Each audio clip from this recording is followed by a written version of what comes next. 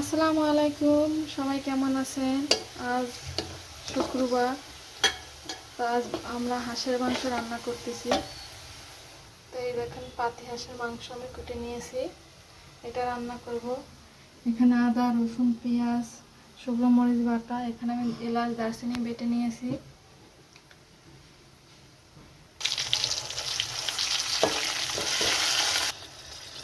আদা বাটা দিয়ে দিলাম, প্রথমে রসুন বাটা দিয়েছি, এখন আদা বাটাটা দিয়ে দিলাম।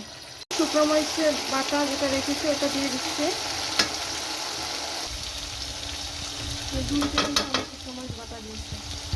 হাঁসের মাংস একটু ঝাল ঝাল না হলে খেতে ভালো লাগে না। যে এলাচ দারচিনিটা বেটে রেখেছিলাম ওটা দিয়ে দিলাম। জিরার গুঁড়া, হলুদের গুঁড়া, পরিমাণ মতো লবণ দিয়ে দিলাম। মশলাটা ভালোভাবে কষিয়ে নেব। তো হাঁসের মশলাটা কিন্তু কষানো হয়ে গেছে, আমি এর ভিতরে গোশগুলো দিয়ে দেবো।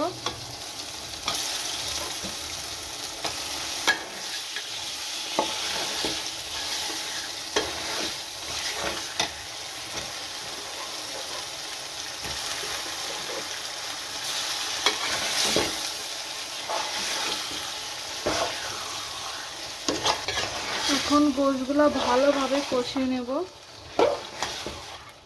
হাঁসের গোশ একটু ভালোভাবে কষিয়ে নিতে হয়, তা নাহলে কিন্তু খেতে ভালো লাগে না। যত ভালোভাবে কষানো হবে হাঁসের গোশটা তত বেশি মজা হবে। তো এখন এইটা আমি আস্তে আস্তে ধীরে ধীরে ভালোভাবে কষিয়ে নিচ্ছি।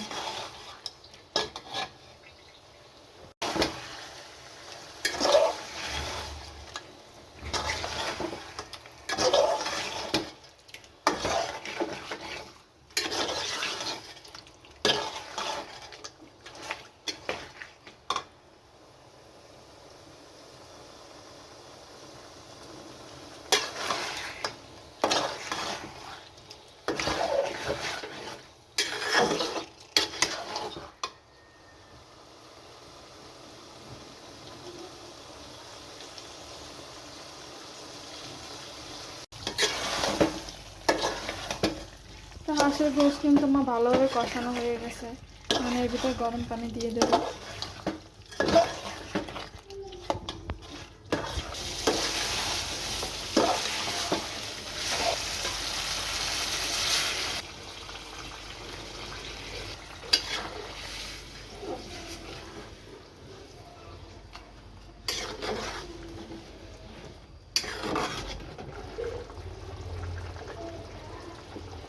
এবার ঢেকে দিয়ে এটা কিছুক্ষণ রান্না করে নিব।